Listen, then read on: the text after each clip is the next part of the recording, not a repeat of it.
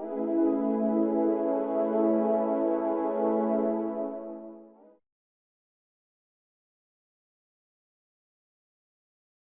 we've been talking about different ways to find evil on your system. And we've talked about you go in and look for different malicious activity via the registry, new processes, and other things like that. There's many, many ways you can do this, but this is just a couple of extra ones you can think about as we go. For example, here we have a very simple query. Destination port contains 10.0.0.0.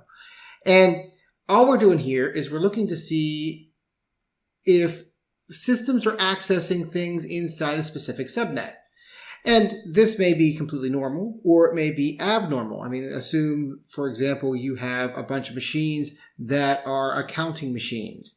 And all those accounting machines access servers across the network, and that's normal activity. However, how often do those machines interact with one another? There's really no good reason for one accounting machine to speak to another accounting machine. And so, obviously, in this case, we have a limited number of actions. We can check out which process names are doing this sort of action. And you can even click on the funnel here and get a deduplicated list. Now, this is a very specific example because of the attack we're investigating gives us nothing but malicious activity in this case. Obviously, each one of these would be something I would want to check out. Anytime there is activity going on between two systems that shouldn't normally be speaking to one another, and then you see strange names like this, absolutely something you'd want to check out. You could do a similar thing with ports. So again, very simple query, just giving me all ports between 0 and 6535. However, that doesn't seem like it would give me a whole lot of really good information, but if I scroll over and simply look at the port list. So here's the destination port list. So here's every destination port that we're going out to. If I click on the funnel here, I can look for oddball ports that may give me an understanding if there's something strange going on. Well, obviously, if I clear this, 443, 80, and 53, we know what those do. But 5985 and 8080, what are those? Let's take a look. Apply that. And 5985 seems to be a failure of an outgoing port for systems host. And we come back here and see the command line. Happens on both victim 1 and victim 2. But it's a net services process. Doesn't seem to be very odd, but at least we can take a look at what's going on. However, the 8080 ones are, of course, odd for us because we've got two machines in the same network communicating with us. We have strange source process names, FOD helper, YW, and FOD helper again. So again, these would be things that we would want to take a look at into more depth. And just like we saw earlier, when I want to look into something with more specifically, I come back and look for the source process storyline ID right here. And as you can see, not only are these all strange, but they are all part of the same storyline ID, which would give you ample reason to check out the B1 storyline. Now, obviously, this storyline was marked as being malicious already, so you can see that the source process being related to a threat is true as it goes as it is. But this would be, even if it didn't do this, I would want to look at this process storyline ID to see what's going on because there's some really strange things happening here. You can be even, if you have some idea of which machines may be causing problems, or you just want to investigate a server or a machine or something, you can do as simple as source IP equals the IP address of the machine in question. Again, you can come over here now and you can give me, I can get a list of every destination IP that it went to. Again, a nice deduplicated list by clicking on the filter.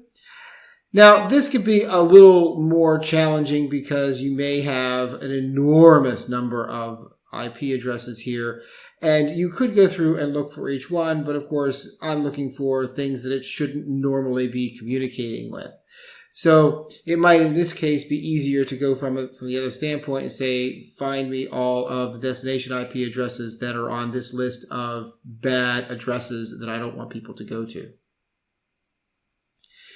But we could also do it from the other standpoint with destination port as well. I could look at all the destination ports that this went out to. Now they're already partially filtered, so I'm going to say select all. But it's the same list as we saw before. Obviously, this is a smaller group of systems because of the test environment we're in. There are certain names that you might want to look at specifically. For example, if the process name contains any of these relatively dangerous type names, psexec or winmic, you could look up those individually. We talked about just looking up new processes in general and seeing what you find, but this might be a broader way across your entire network, especially when psexec and winmic are not common processes in your network. When you look these up, the nice thing, of course, is we have the source process command line, which in this case gives me exactly what's going on in this case. winmic shadow copy delete. Well, that would be something I would want to look up. Why is that happening? And again, with the trick of the funnel, this gives me all of the command lines for each of these. We've got psexec, victim2, gangrab, except EULA. Okay, that's something I'd want to check out. Gancrab, yes, check that out. Even as I come down through, a lot of these are pretty nondescript, but command.exe, but there's not a very large list. So we could start checking out storyline IDs for each of these. Technically, there's only 314 events. Across a larger system, of course, there would be more events, and you might need to go in and start eliminating things that you know are good. For example, nothing on this list. So if I limit this list differently just to show you something, if I clear all, and I'll just show the LASSEXE ones just to give you an idea. So these may or may not be valid processes. And if you look through this and realize, yep, that's completely something that I don't need to worry about, it's not a real hard thing to say, yep, I know that's good. I can click on the checkbox here, click on the ellipsis, and say exclude selected values. That way, if you have lots and lots and lots of results, and you recognize that there are many of them that are similar and are benign, you can simply begin eliminating things you know are valid. And eventually, once you've eliminated all the things that you know are okay and you've researched, then eventually you come down to the list of things that you don't know what they are and need further investigation. Anytime you do this and you see indicators, any search you do, if you come back with indicators, this is a primary place to look immediately, because we're going to point you to all of the things that are in some way strange. And as you can see, all of this is very strange. This is shadow copy deletes in almost all cases. And we've got this conhost thing going on. Doesn't give me a whole lot of really good information. Shellcode execution. There we go. Command lines for the indicator metadata. Very good place to check out what's going on. If you see any of this, these of course would be primary locations to do a further investigation.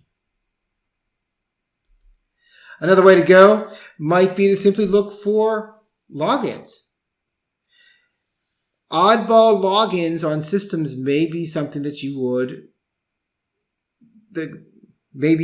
can use to discover what's happening that's weird on a system.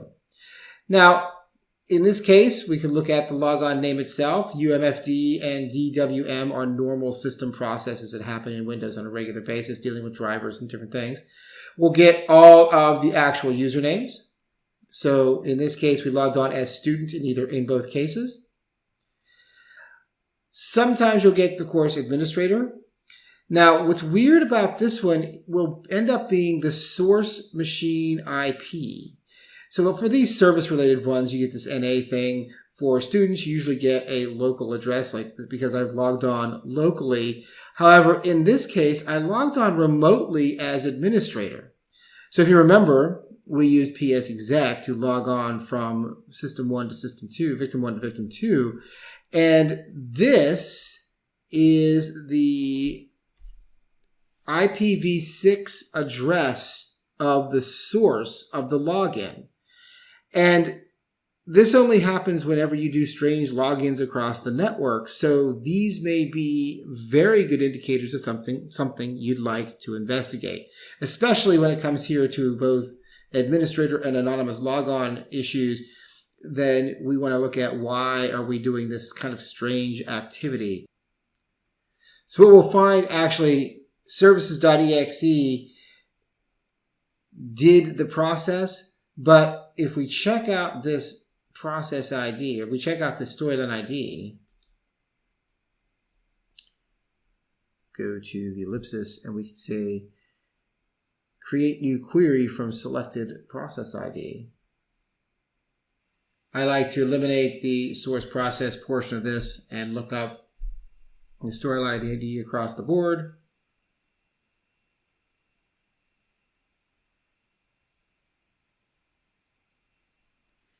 We can check to see what kind of information we get from that particular process.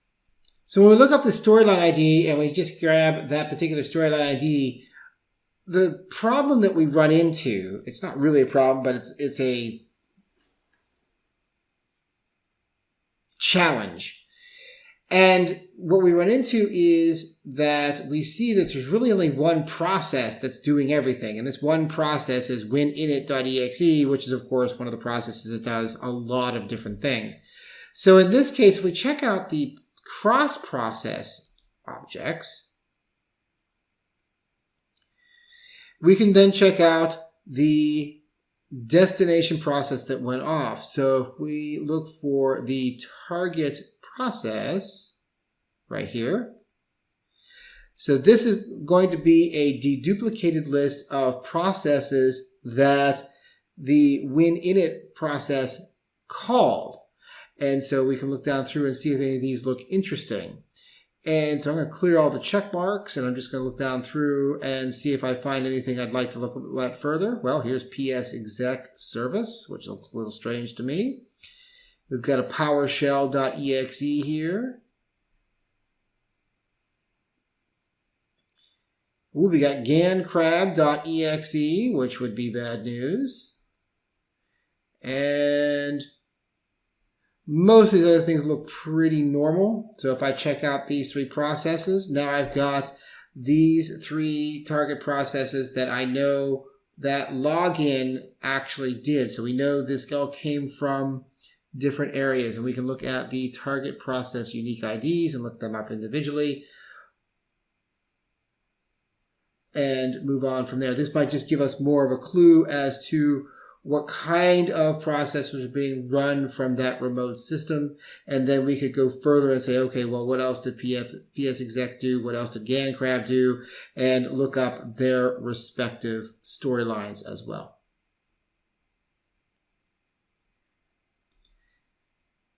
It is also possible to look up task names. And this may be more of a wild goose chase, but you can do it. We're not going to get anything in this particular attack regarding this. Now, obviously, as you can see here, there's tons of tasks that have been created. Unfortunately, other than the one service that we saw earlier, there's really no tasks that have been created that are malicious.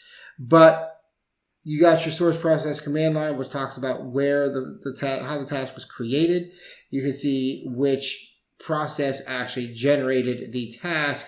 And you could even be more specific and say, I don't want to look at all the updated tasks. I want to look specifically at the ones that have been started or registered in the last few minutes. So if I clear all of these and look at just the registered tasks, there's only been 2, and it's the OneDrive setup. The rest of them have been updates. And so this would be another good place that you could look for possible issues. Now, these are obviously getting to be more and more esoteric, so let's look at a very specific one in the next video.